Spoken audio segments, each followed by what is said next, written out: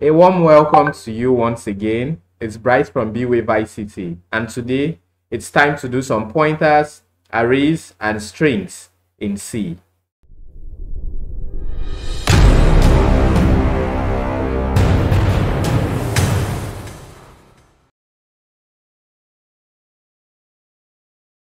This is a project that could really become complicated in no time because it looks at three essential but complex topics to some extent. That is pointers, arrays, and strings. And so before we delve into the project, we want to do get a brief understanding and just go through a brief overview of what pointers is in C. And from here, we can move on to start attempting the project and the tasks. So follow me and let's get started.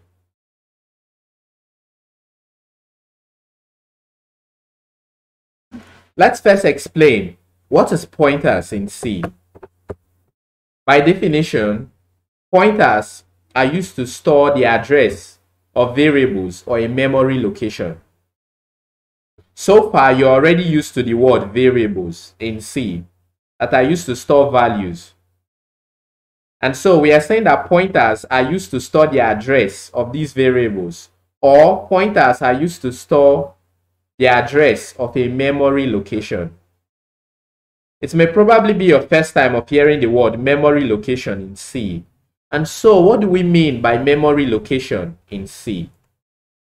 Memory location or memory address in C, it's not quite difficult. When we create a variable in C, for example, let's create a variable called int I or maybe int age, and set this age to have a value of 2. When we create this variable, a memory address is actually assigned to the variable. So somewhere in our computer, it's assigning an address to this variable. And we don't really have to know the address, but to get to the address, to access the address, to know the address, even though most times we don't use the address when we create these variables. To get to the address, we use the and sign, which you can see on your key screens now. When we use this and sign, we are able to access the address of that variable we created. Look at the example in your screen now. This is how we can access the address of our variable age using the %p and then the and sign. Now that you've heard about memory address, let's go back to pointers. Now, pointers is used to store the address of this memory location, or pointers are used to get the address of the variables that we've created. So this same memory location, a pointer can now point to it, as the name suggests, or look into it, or access the memory location. And this is the work of a pointer. Now that you've known the basic definition of a pointer and memory address, memory location, let's talk about how we can use pointers. We've already established that a pointer is a variable used to store the address of other variables or other memory location. And it turns out that for us to create a pointer, or this variable called a pointer, for us to declare it, we just have to use a star or asterisk symbol. So like you can see on your screen, if I have int, that is integer star a, that is no longer an integer variable. Instead, we can call it a pointer to an integer. In other words, we've just created or declared a pointer. Now let's look at examples of pointers in C.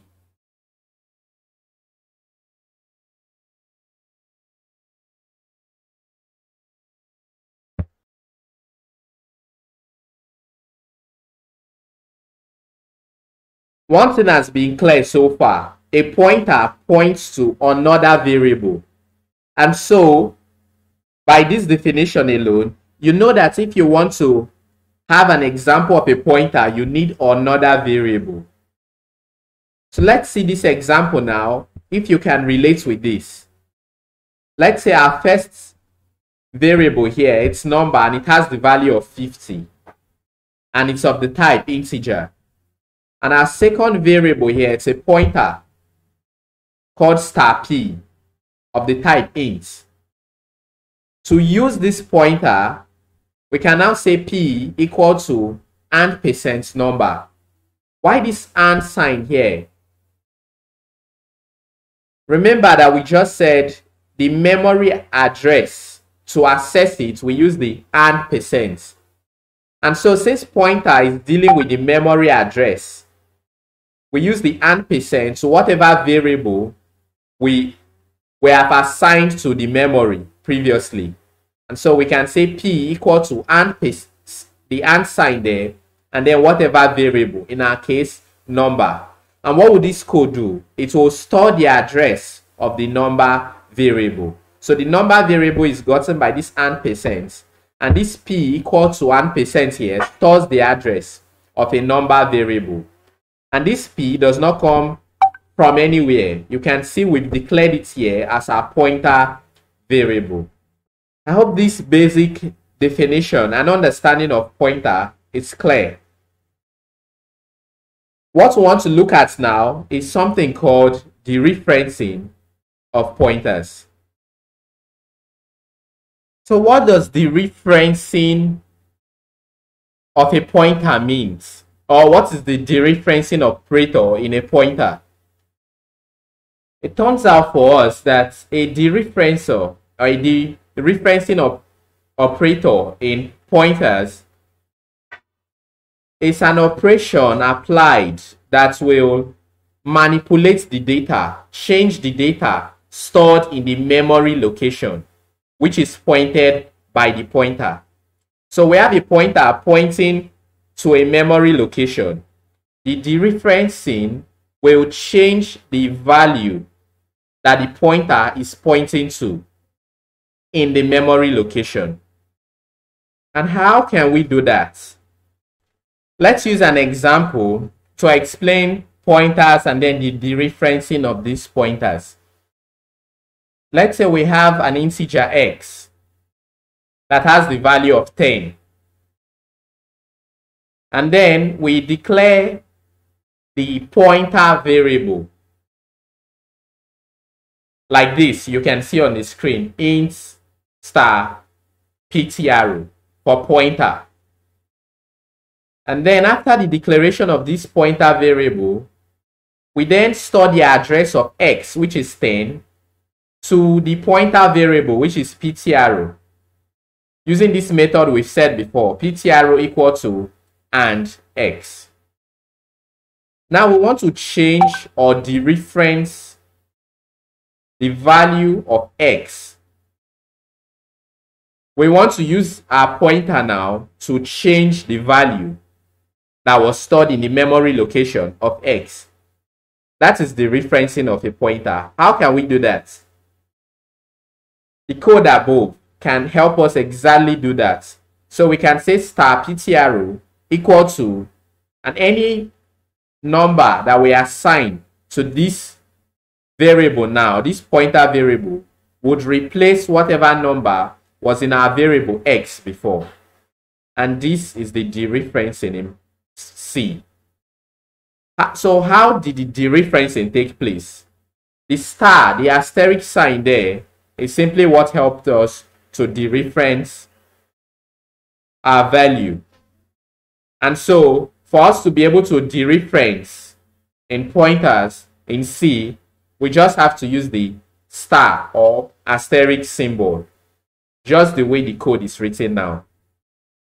Now with this small brief explanation about pointers, memory location, and the referencers in C, let's go ahead and look at the quiz and see if it would make sense to you this time around. And now let's say you have this kind of question. What is the value of n after the following code is executed? Here we have 3 lines of code, and in our first line we have a variable called n, which has the value of 98. In our second line of code, we have a pointer that stores the address of our variable n using the percent and percent sign, as you can see here. And in our last line, we have p, another variable, equal to a different value of 404 or 402. So what would be the value of n after this code is executed? Here, n is equal to 98. And in our second line, this pointer is just storing the address of n. And in the address of n, we have the value 98. So clearly, the answer to this would be 98. How about you have a question that now talks about arrays in C? We have a variable of an array that's going to store 5 values of the type integer. And so this is the way to declare an array. What is the equivalent of typing array in the position of 2? So what does this mean? If we have an array that's going to have 5 values, and then we come here and access this array by calling it the array name, ARR here, and then square bracket 2, we are simply saying we want to get the value that would be in the position of 2 in our array. This is very correct. The question says, what is another way we can do this? Especially since we are talking about pointers. It turns out that we can use our dereference operator here, star, bracket open, array plus 2. This would give us the exact address and location of the value stored in our array here of the index 2. Let's say we have a question 2 that says we have a variable of the type int. How can we get its address in memory? If you recall, seconds ago, I just talked about memory address in C, and now you can use the and percent sign or the and sign there to access your variable's memory address in C. And if you still remember that, then this question would make a whole more sense to you, especially seeing that the answer is clearly and VA arrow. That is because we want to get its address in memory. To do that, this and percent sign and the name of our variable, which is VA arrow here. Let's go to question 3 now. What happens when one tries to access an illegal memory location? What is an illegal memory location? In C, an illegal memory location happens when you're trying to access a memory location that doesn't exist. Maybe of a variable that has not been created yet. That's an illegal memory location. Or a memory location that you don't have the permission to access. And what the computer would do is simply have a segmentation fault. This is what the computer would return, a segmentation fault, because it cannot access the memory location of something that has not been declared or something you do not have access to. In our question 4, we have something like, is it possible to declare a pointer to a pointer? Yes. We have pointers to functions, pointers to arrays, pointers to pointers, and then pointers to variables. And then in question 5, if we declare the following variable, int array, that would have 5 values here, what is the size in memory of the variable ARR? This ARR here is simply a variable name, and this is an array. The size in memory of this is simply gotten by the amount of values we want to store times the size of operator of the data type. Let me explain in simple terms. We all know that in most 64-bit machine, an integer data type takes about 4 bytes of memory. And then we're about to store 5 integer variables. So we simply do 5 times 4, which gives us 20 bytes of memory. So question 5 here has 20 bytes of memory. How about you have a question like this? What is the value of n after the following code is executed? This is a lot more similar to our first question, but very different. N continues to have this value 98 in the first line, and in our second line we are just assigning our pointer here p to point to the location of n. But in our third line we have our pointer p here, or the dereference operator. You can see it as star p, the dereference operator there, which is used to manipulate, to change the values in our memory location. If you remember when I talked about dereferencing of pointers, you would recall that I said a dereferencer, or when we dereference our pointers, we are able to change the value that exists in this pointer variable before. And so here we are using this dereference operator to change the value that our star p here was pointing to. In this case it was pointing to 98, but with this star p we are able to change the value that is in the memory location of n, and we are changing it to 402.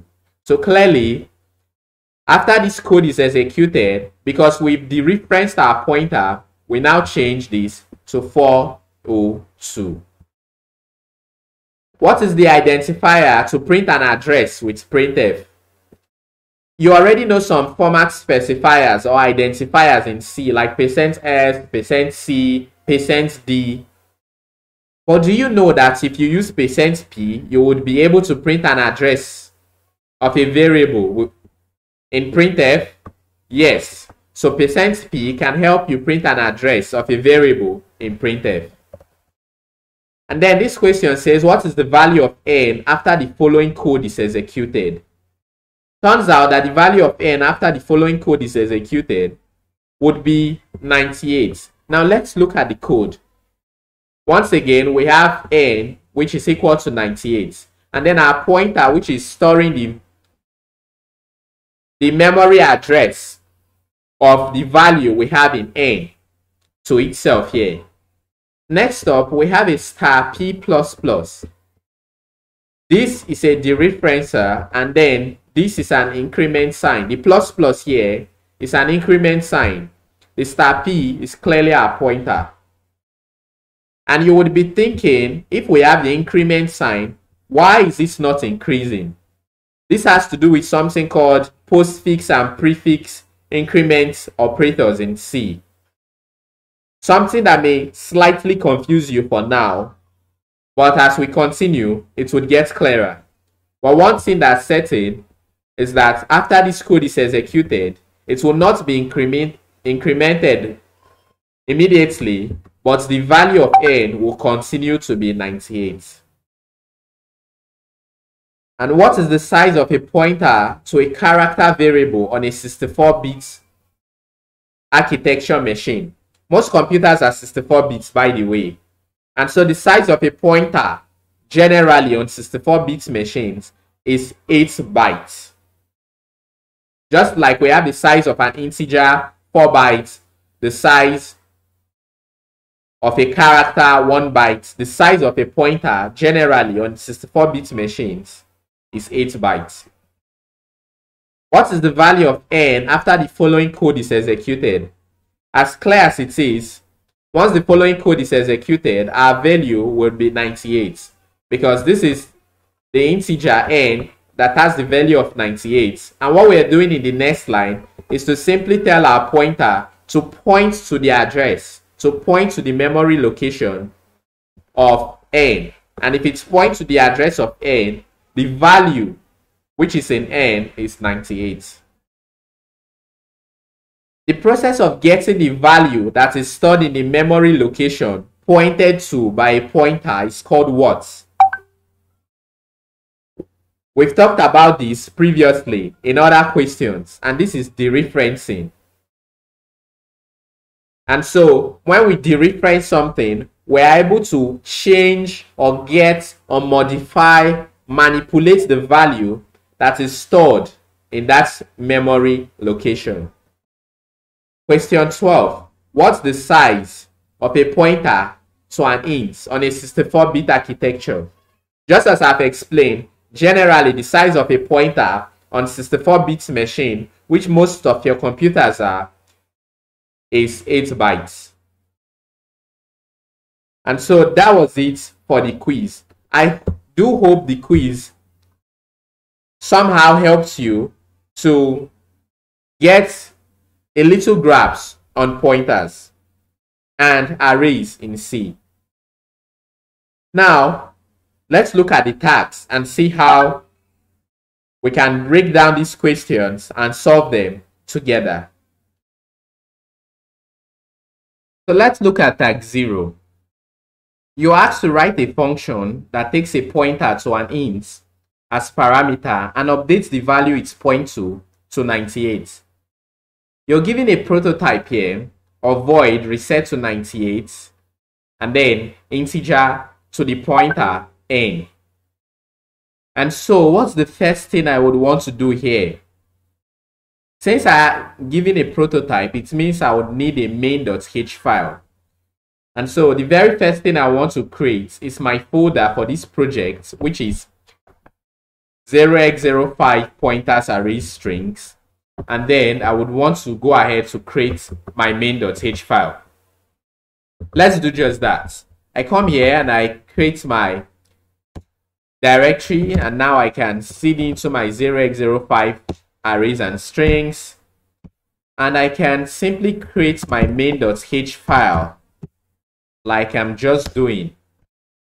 And in here, our main.h file, what can we now do? Of course, by now you've known that to define your main.h file, we use this command. So let's go ahead and do just that. Define main h. And what's our first pointer? What's our first, not pointer now, but prototype that would add here? Meanwhile, let me end this by using the end diff and here.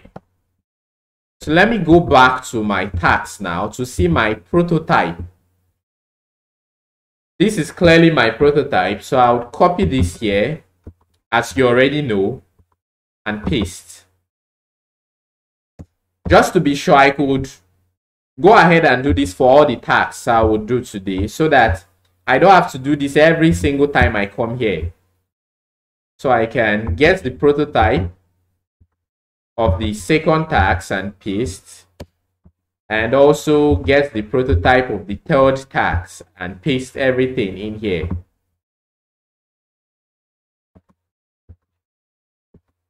You could go ahead and do this if this would make your work faster. And we can continue now.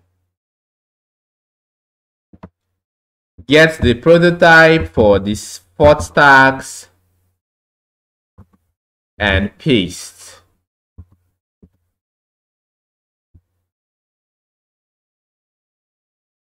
Go ahead with the fifth task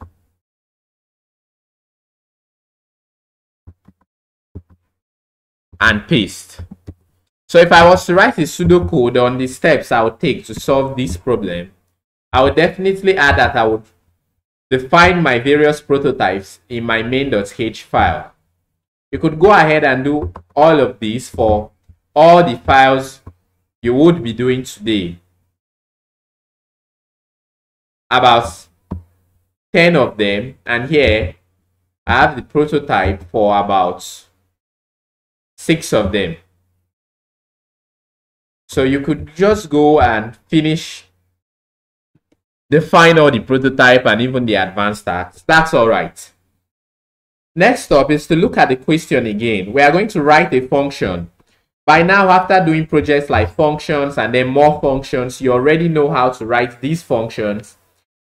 And if this function would take a pointer to an int as a parameter, and it would update the value it's pointing to as 98. We are given the function here. It's a void function and it's going to reset to 98. And so how do I do this in code? I can quit from my main.h, and you see I have only my main.h file. As a requirement, I'm also supposed to create my readme.md file. So please remember to do that as part of your requirements. Now I can use vi to create mine and call it pointers in C. Now I have 2 files and I can now create my first file. And the name of this file would be 098C. Copy this now and vi paste. Alright, now I can start writing my codes. And as you already know, the first thing we are going to do is to include our header file. In this case, which is main.h. So I'm going to include main.h. Next up, I'm going to add a Betty description by putting this command, this code here, and my function is reset to 98. And this function is going to update the value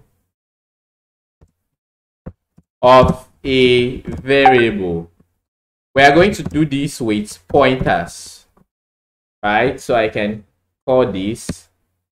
And are we going to check for anything? What's the parameter we're asked to use here? In our main.h file, what was the parameter we got and our prototype?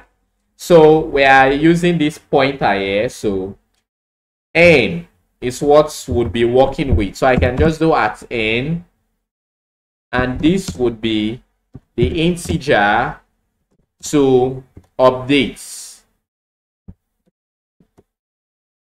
I can come down now and return, add my return statement. As always, I'm going to return 0. And now I can close my Betty description. Now let's go ahead and solve our task. So I'm going to copy this prototype and paste here. Then I can come here now, and in between these curly braces, that's where I would write my answers or fix the task or solve the problem as it's were. And now let's go back to the question. We want a function that takes a pointer to an int as a parameter and updates the value. Already in our main.h file, we've declared our int here of *n. And this pointer, and I've already included it in my prototype, as you can see here. What next am I to do? It updates the value of the n and points it to 98. So how do I update the value of a pointer? Can you recall from the quiz how we update the values of the location the pointer points to? You'll recall that we use a dereference we dereference. That's the process to do that. So this dereferencing operator, which is star here, helps us do that. We are now asked to update the value or dereference it so that it points to 98. And to do that is simple. We just do the star n equal to 98. If you remember in one of the quiz questions, you had something like star p equal to 402, just like this. And that's clearly changed the value. And so in our case here, star n equal to 98 also does the trick for us, and the reference or solves the problem we have. And the problem is to update the value so that it points to 98. And so now I can run Betty on this code here, 0 reset, to see if I'm okay. I can see my function reset to 98 and I look to be in good shape.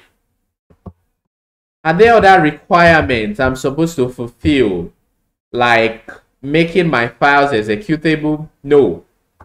It seems that the only thing I'm asked to do here is to define all the prototype of the function putChar, and I should have my main.h file. So having my main.h file here does it for me.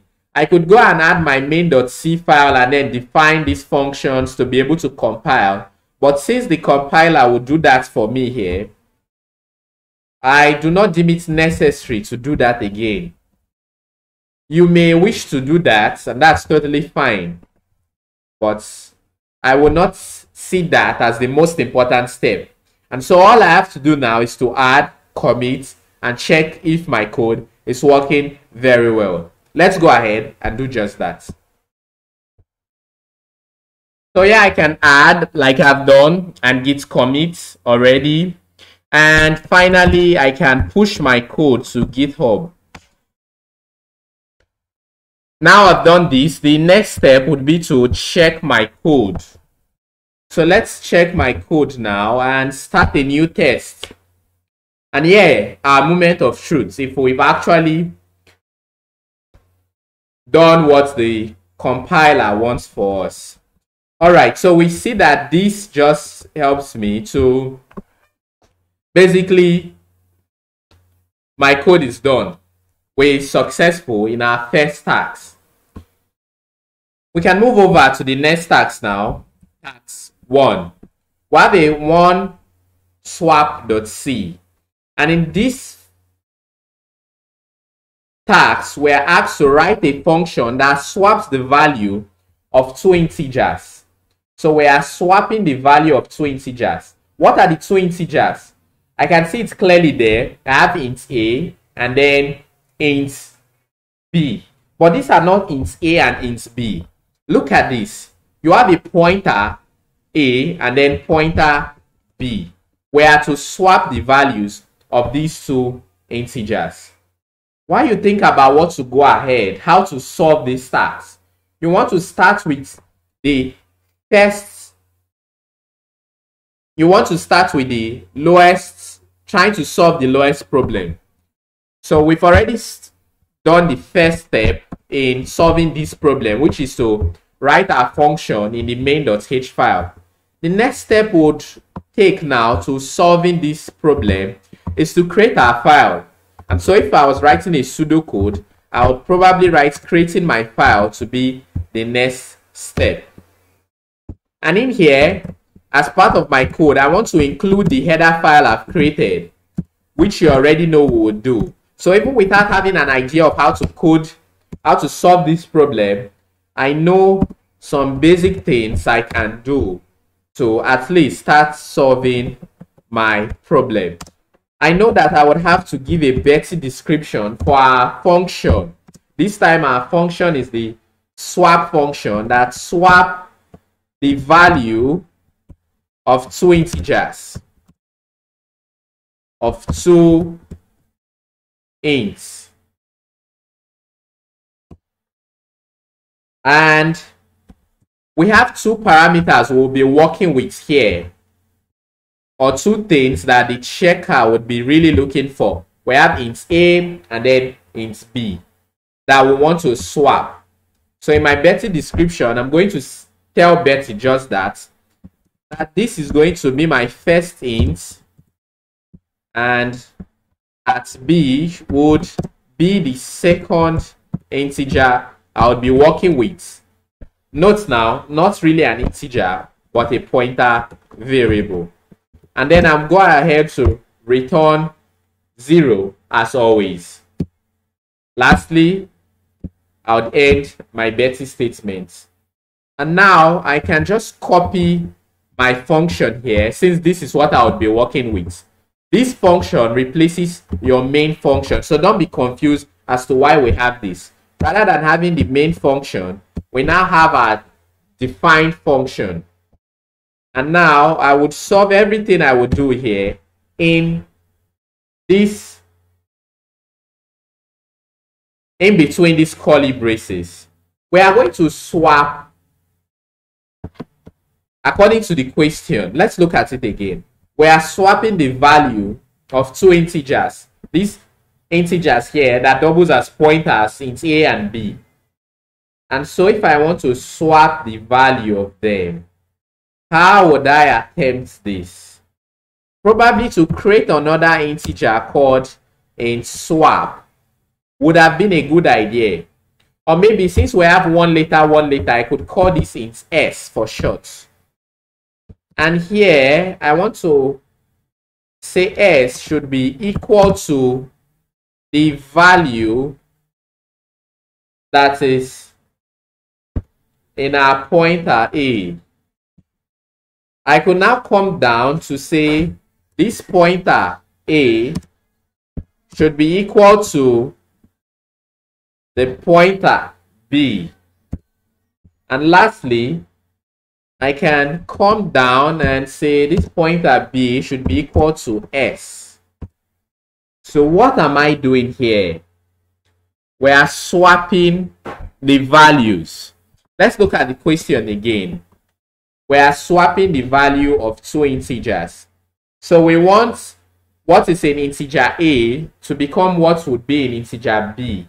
And then what is in integer B should be what would have in integer A. So I created this S, or another integer, to say that we assign S. Already you can see that S is not assigned to anything here. And so in our first line, S, our integer now, is going to take the get assigned to the value of what is in our pointer A. And then our pointer A here will take the value of what is in our pointer B. And our pointer B will take the value of what is in S. You remember that S is now taking the value of A. So if we assign our pointer B to get the value of S, we are in fact saying that B should take A for short, because S has already gotten the value or holds the value of whatever is in our pointer A. And now A is taking the value of whatever is in our pointer B. Do you see how we've been able to swap these files now? And so let's try to check for Betty. And you know, Betty is just a coding style. And so we want to see if this our coding style says we are doing the correct thing. Absolutely does. And now I can use my arrow up keys to git add, git commit, and push my work to GitHub and test my code, or check if the checker would agree with whatever logic I've come up with here. Now let's check our code, and it's the moment of truth. We're going to start a new test to see if we're correct or wrong. And yes, we have our congratulations. We are correct with all the steps. Let's look for these 3 swap cases here, and every other requirement is correct. And so moving on, we can now go to our task 2, which is our third task for the day. And in this one, we are asked to write a functions that return the length of a string. So we are dealing with pointers, strings, and arrays. And this time, we now have a question that has to do with returning the length of a string. Our variable there is the pointer variable. So let's see, how might we solve this? I've already declared my prototype here, and so I can just copy this now, since I would use it in my file. But I have to first create my file, so let me do just that now by using vi. So vi, the name of the file, and in here I can, as usual, include my main.h file and write a description. And this description would contain the function I'm using here. This function is going to return the length of the string, right? So let me look at that again to confirm. This function here clearly returns the length of a string. So I'm going to just copy this now as the description for my function and paste that there. How many parameters, or what are we working with in this function here? We are giving an s variable, and it's the character that would check the length of the string. So I can write my description. You can write whatever description you feel like. And our return statements. Of course, we return 0 to show that this program was successful. And now we can start looking at the logic behind our code and trying to write it. If we are using the standard library, it has a function called string length. But obviously, we are not allowed to use the standard library. And so we must define this function from scratch. And here, everything I'm going to write now would be in between these curly braces. So here is where I start thinking how to solve my problems. So what do I do? This function is going to return the length of the string. What ways can we do this? You can use a for loop to get the length of a string. For example, let's say we have a string of about 5 characters here. Yes, string. Okay, this is 6 characters. And we want to get the length of these 6 characters now. We can create a loop and say, for each character, you know that a loop iterates or goes over each characters. And so you can say, for each character that this loop is going to go, count it. So if I'm going to use for each character, that is for 1, it's going to count 2, 3, 4, 5, 6. If I do that, it means I'll use a for loop. If I use a for loop and say for each character, it should count the word, where does the counting start from? Naturally, it's going to start from 0. Or it's going to start from, yes, it's going to start from 0 because I want to count to get the full length of the string. So it's going to start from 0 and then count to 1, to 2, to 3. And so the first thing I want to do is to call an integer variable and initialize it to 0. This variable is going to count, start the counter from 0. So we can comment this now just so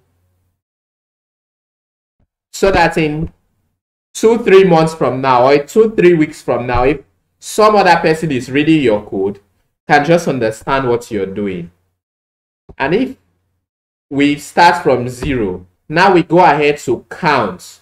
So we'll have a for loop. a for loop that is going to count for us. And so what's this for loop going to count? We are given a variable here to work with, which is our pointer s. And how can we now tie this to what we are trying to do in our for loop? That's my next thought now. How can I link them together? In a for loop, we are going to have some kind of condition, a statement, and then we are now going to break out after a certain condition is fulfilled, or else our loop would run forever. But now that we are working with pointers for this task, that we are asked to return the length of a string, and we are told here to use the character asterisk s here, which is our pointer to s. How are we going to do this? It turns out that we'll do exactly what we've been given, or what we are asked to do. So I'm going to use s here, and then plus plus, and this. So what does this mean? Our for loop is supposed to have the condition like this: a is equal to 0. Now, as long as a is equal to so and so, you know, should say as long as a is equal to the length of the character s. But I don't know the character s, and I was not given the permission to write codes to determine the character s. All I'm told is to return the length of a string. So with this semicolon here, what I'm saying is that this is an infinite loop, because I don't have enough conditions to be able to break out of it. All I have is the parameter from here. It's just going to increment. Since to get the length of the string, we have to keep incrementing.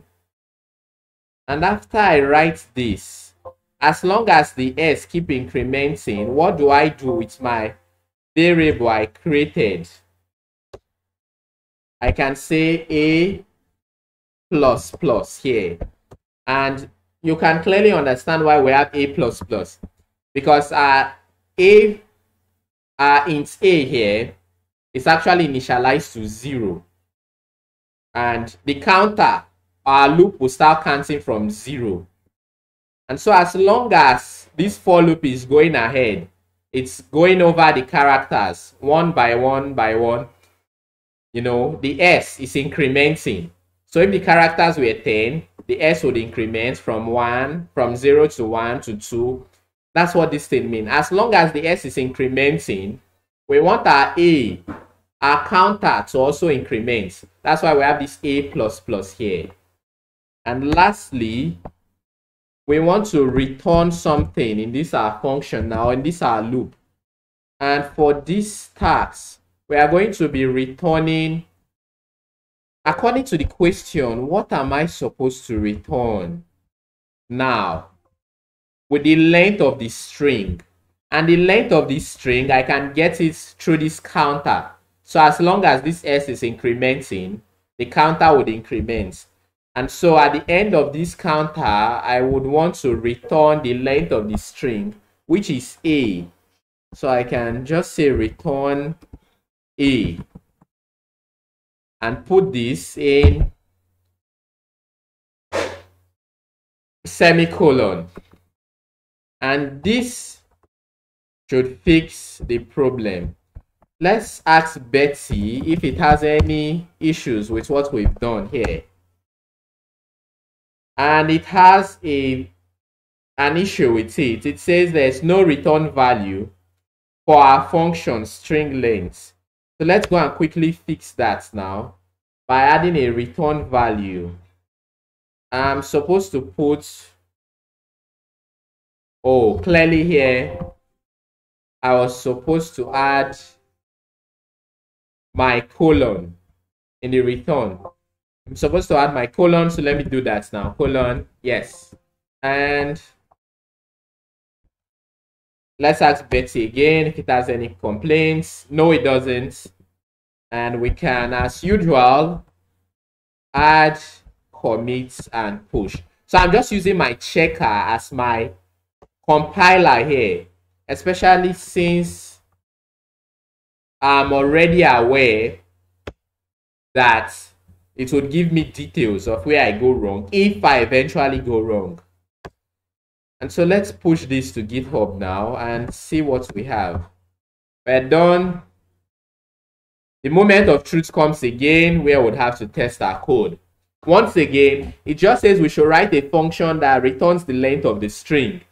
The prototype given to us is just our character, the pointer s here. And all we're asked to do is to return the length of the string. And so that's what we did with our for loop that would run for as long as that string continues to increment. And for each increment, it's going to add a value to our counter, which we define as the variable a. You could set the counter to anything you like. But just because we are probably lazy, is why we named our variable a. If not, you could go ahead to name it something really readable. Something that's more like counter or something and not variable a.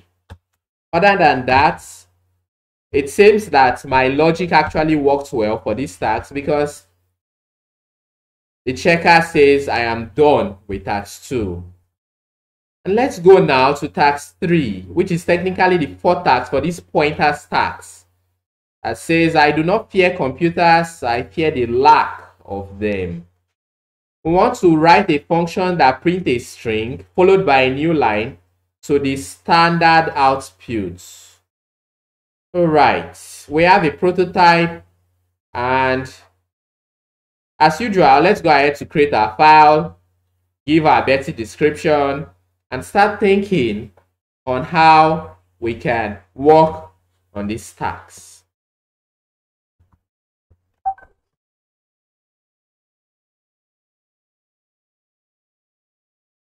Here we go. So create the file, 3put-c, and include, as usual, our main.h and Betty description. So without looking at this, can only you now write the Betty description for this task to show that you've started understanding how Betty works. And you can probably do these simple things yourself.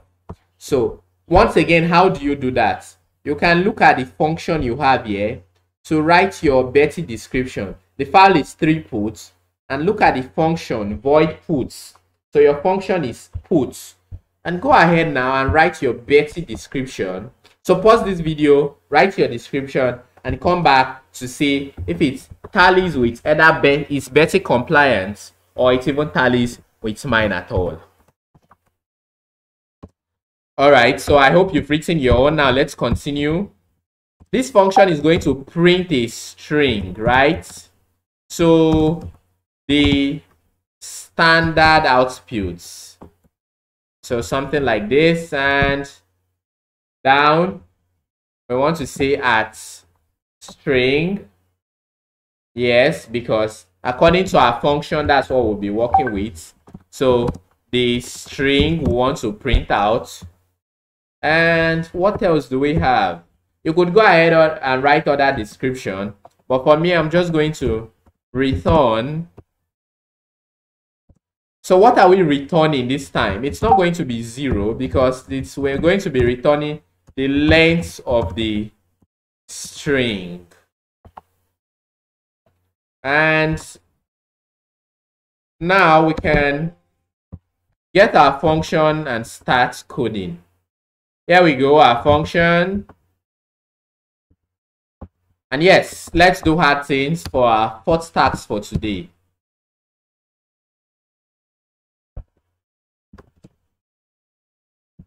You can see I'm defining my function, doing every other thing so that I know that it's just the code left for me. So I know now I'm done with Betty, I'm done with the requirements, main.h. If it's not working, I can pinpoint that the next, what would break my code would eventually be from here. So this is something that can help you. Finish all these little steps first. Make sure they are working. And then now you can go ahead to pinpoint if your code eventually breaks, where your code breaks from.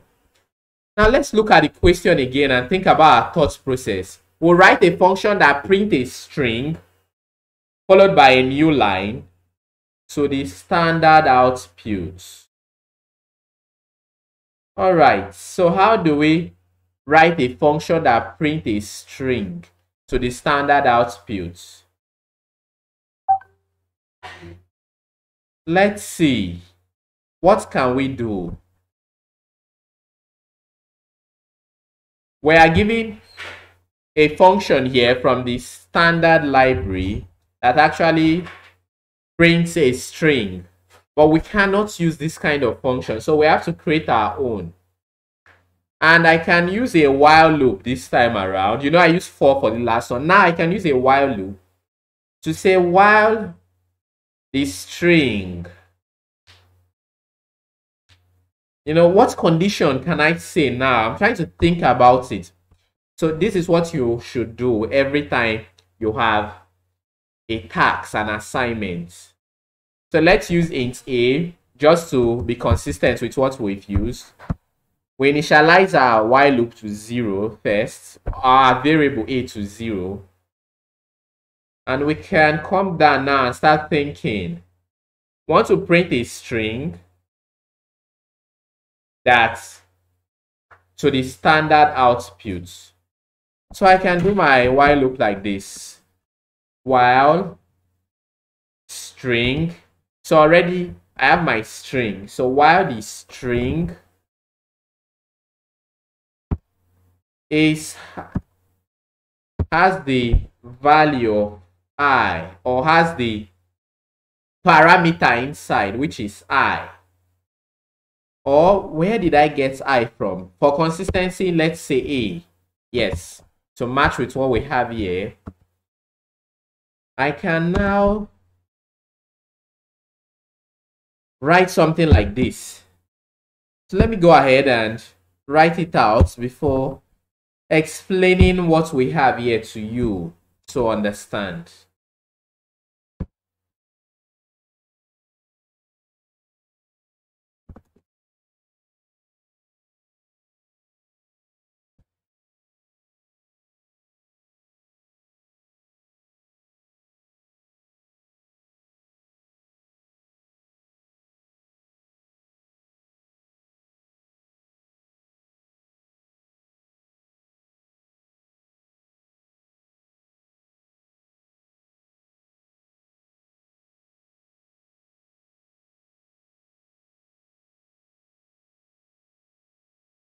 All right, let's have a discussion now.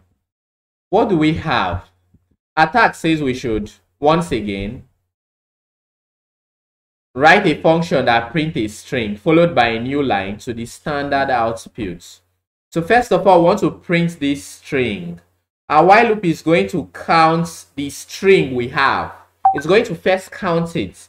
So our count starts from 0 as usual. And why this string is not equal to null character. So what we have as null character is the end of our string. So at the end of our string, the end new line, that's a null character. This while loop simply means why that string is counting, and it's not, you know, we are counting. So 0. So why a? What I do now, you can now replace this a with 0. Is 0 equal to our null character? No, we have 1. So we'll start the count. Since it's 0 here, we'll start the count from 1. So we'll say y1 is not equal to our null character. And we can now say continue, you know, do this next line. This sign here means not equal to, something that you should have seen when doing conditionals in C. And so why this, whatever the value, the counter is not yet equal to our null character or to the end of the string, we want to put char or print out the string. You know, string like string, literal string is a single character, right? Like this A, that's a string. And then you have B, another string. And so we want to print out or using put char these characters now until our counter is equal to the null character. And for each of these characters that we are printing out, we want to also increment our counter so that it doesn't continue to remain at 0 forever. Very similar to what we did with the last tags too. And so we are now asked to, this code is going to print out the string for us using this while loop. While our string here is not equal to the null character, we want to continue to print out the string. And for each string is print out, it should increment its value, the value of the counter. And after that, what do we do? Followed by a new line. Okay, so we are going to, after printing this out now, we are going to print a new line. And I can do something like put sky here, new line, /n, and this would print out a new line just after the while loop. So once we're done with printing out the string, we want to print a new line. If we put this put char inside of our while loop, it's going to print a new line for every string. So we are going to have something like A here, and rather than having B that follows it immediately and having C that follows it immediately, you're not going to have something like A, and then next line you'll now have B, and then next line you will now have C. Now you understand why I didn't put my put char character or my new line in the while loop, but I put it outside of the while loop. How this is making a little sense to you. It's okay if it's still looking so vague and complex. As you continue to put in effort and do your best, these things will make more sense. Now we have an error from Betty, an error that you must have faced that says trailing white space. Let's go ahead now and look at that. In line 20, we have trailing white space. This is line 19 and then 20. I've removed my white space. And let's check again. We still have trailing white space in, okay, we have line in line 5, not 20. So let me go to my line 5 now and fix my white space. This is my line 5 and this is the trailing white space. So Betty doesn't like this white space here. You can see where my cursor is moving. Betty doesn't like this, so I'm going to remove it now. And you can see if I try to, it's giving me that warning that there's nothing to move to there again. This should fix our problems for us, and yes, it does. Next up, we want to go and check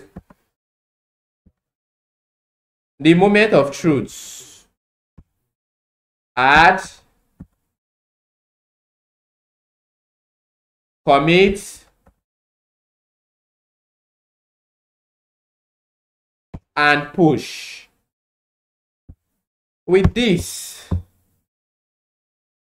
let's go ahead and check our code.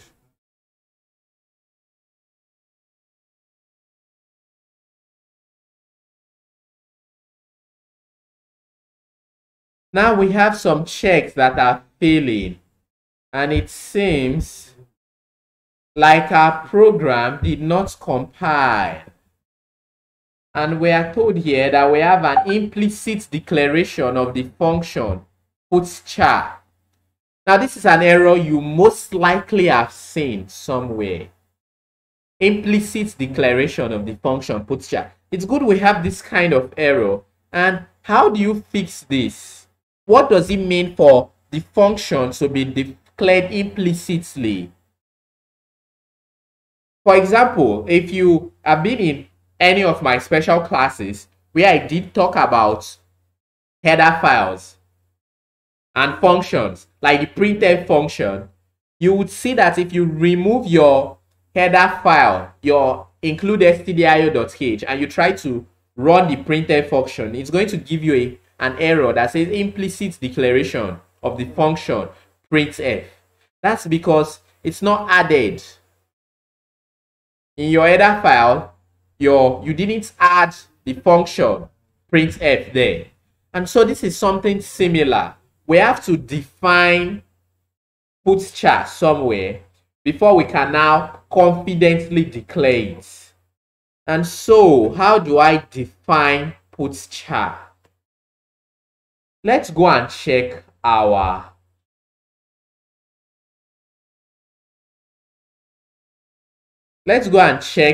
main.h. Remember, this has most likely to do with your header file, just the way your stdio.h gives you a warning, because if you remove that header file, it will give you a warning. So in our main.h, since we already have our main.h, did we define puts_char? That's the question I'll be asking myself now.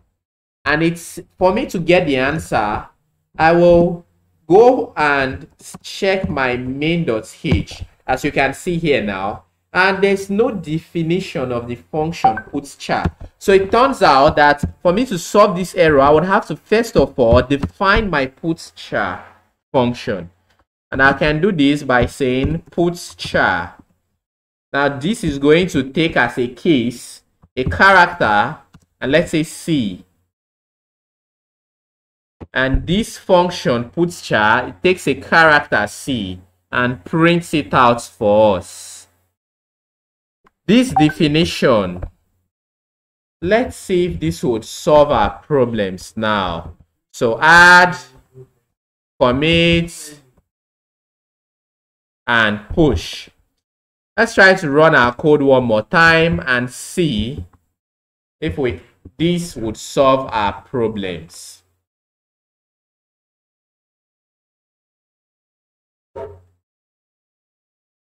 And here we go. Everything is solved.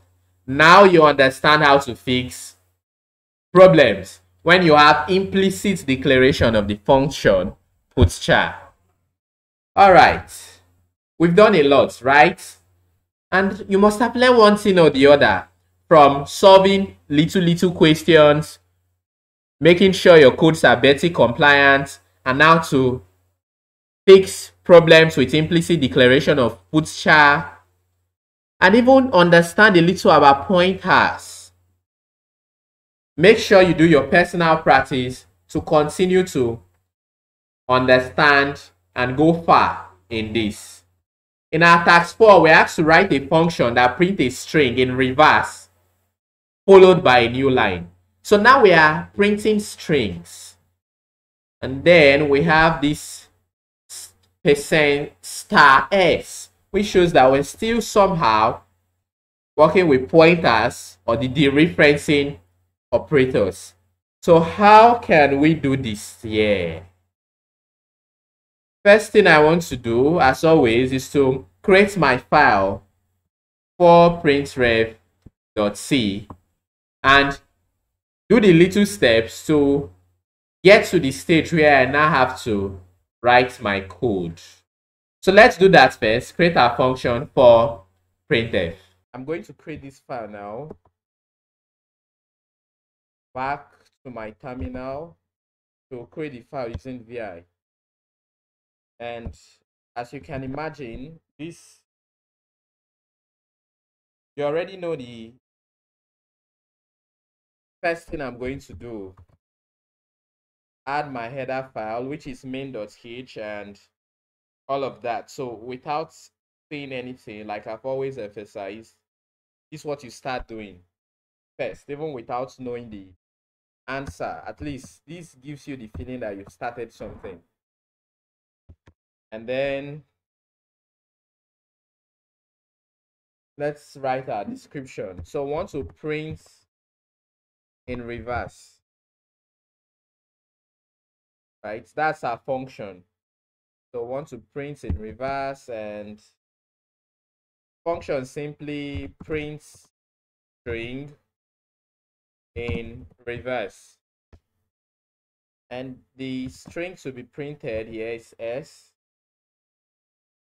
and our return function.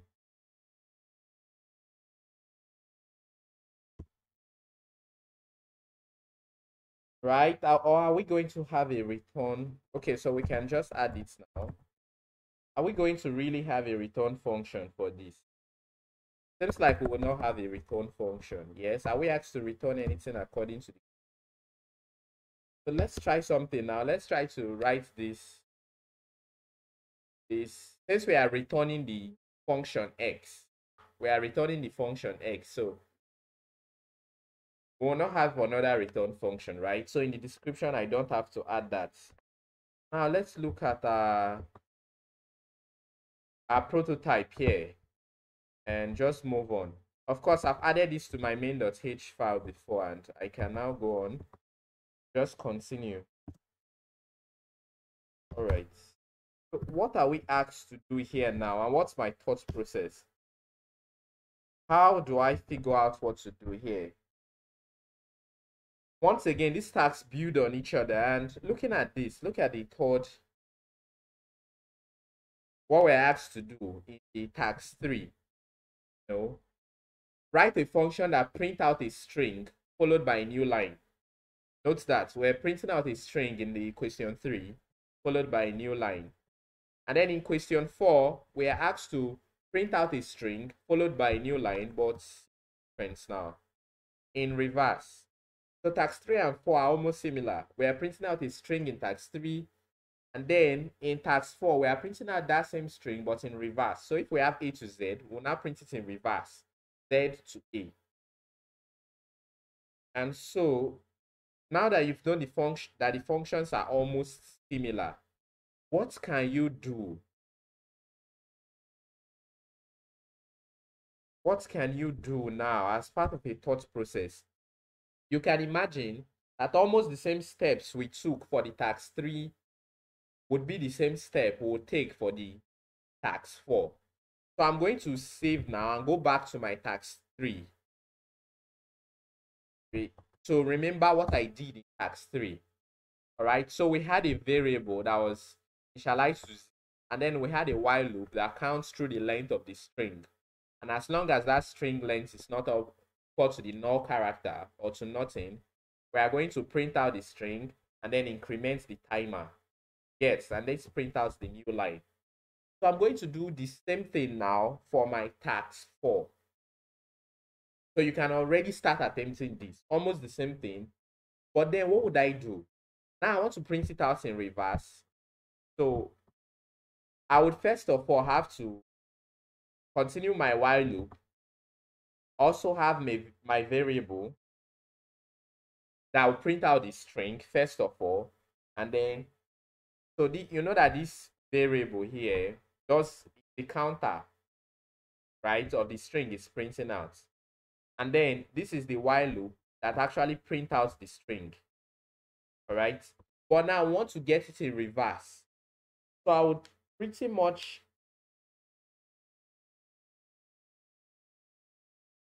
do the same thing I've done, but put in a condition. So once you get the length of the string, print out that string in reverse. You get? So this thing continues, but then I'll get a condition that says once you get the string in reverse, once you get the string, rather this normal string, then print it out in reverse or print it out upside down. So let's go ahead now and do just that with this thought process. And so what would I do first now? I could have the same variables I had before. So I could have int a, but this time have another variable stored as b. And then I could now have int b as our counter. right? Just like we had the first one that counts the length of our string and would tell us if our string has reached the null character or not. Then we can now have the condition, the while condition, that does something like this. Just the same thing we did last time. While it's not equal to the null character, want to go ahead to what's our variable here now? I think this is yes. We're not going to use it, so that would be B. And come here and say B plus plus. Now you already understand why we're doing this, and we are now going to have a condition, something like for A, right, equal to B minus 1. We want to do this if A greater than or equal to 0. We want to now increment or print it out from behind, right? And then we'll come here and use our put char. So this function given to us already to define the single, print out single characters, right? And can now end our for loop. Okay, so there was something we are supposed to do in our for loop, which we precisely do. Okay, these curly braces. So I forgot that, and can now end it. And lastly, print out a new line. All right. And is there anything else we'll do here now? Want to print out the new line. And why am I using I? Okay, we are used to this I loop, but I just wanted to use A this time. So since we are used to I, let me use A this time, right? And not the I that we're already used to. So what have we just done now? Same thing, we have two variables because the other one is what we use for in our for loop here, this variable A. The B is already quite simple, similar to what we did last time, the counter down. And so as long as this variable B is not equal to the null character, I want to continue to increment it.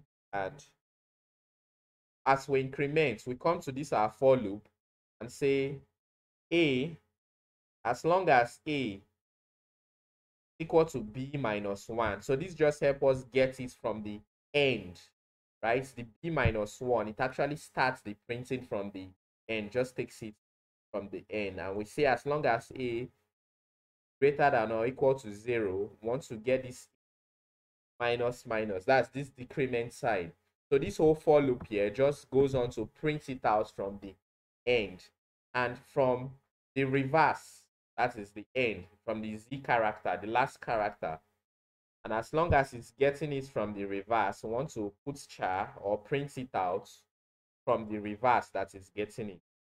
Then finally print out a new line. So this is how to go about this. Almost the same thing, but now we have this for loop that just goes on to print it out from the end. Or else the same thing with what's with tax 3. As simple as that. Let's go and ask Betty questions now. If it has any issues, especially since we didn't add a return function because the string was already returning S. And then we already said S would be the character to be printed out, right? So let's go and check. All right, we have trailing white spaces and we have error spaces required around the greater than or equal to sign. So let's go ahead and fix that now. We have trailing white spaces in line 9. So this is line 20. line 19. I'll just go down to line 9. So this line 9, I've removed the white space. And it's saying it requires space around my equal to or greater than sign. So yes. So for those asking questions what this means, it means that I shouldn't do something like this, but I should keep a space. This is just the style. And with that, I should be done with Betsy checks. Let's see. Yes, we're done with it. So Betsy checked us successfully. Then we can do git add, git commit, and git push now. And let's say 4. Right, let me just say tax 4. Oops. Git commit tax 4, and then git push. It's done from here and back to the moment of truth. So this our checker now just asks for me like my compiler. Rather than compiling it there, I can now just use my checker. So let's check our code now. Let's check our code. The moments of truth. All right, so we passed successfully, and you can see that these things are not so difficult once you start to understand the concept, and you just start to get the hang of it little by little. As you continue to practice, continue to get better at it. These 5 tasks we've done, about 5 tasks we've done now, from the 0, 1, 2, 3, and then 4. So at this point, you must have understood a whole lot. I want to ask you one question now before we continue.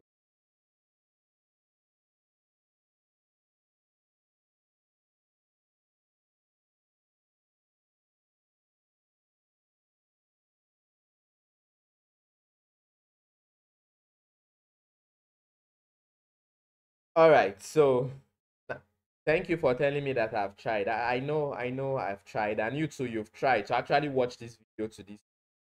And if you've benefited something, if you've learned anything, or if become a little clearer, please kindly like you and subscribe to this channel so that you continue to get great content like this.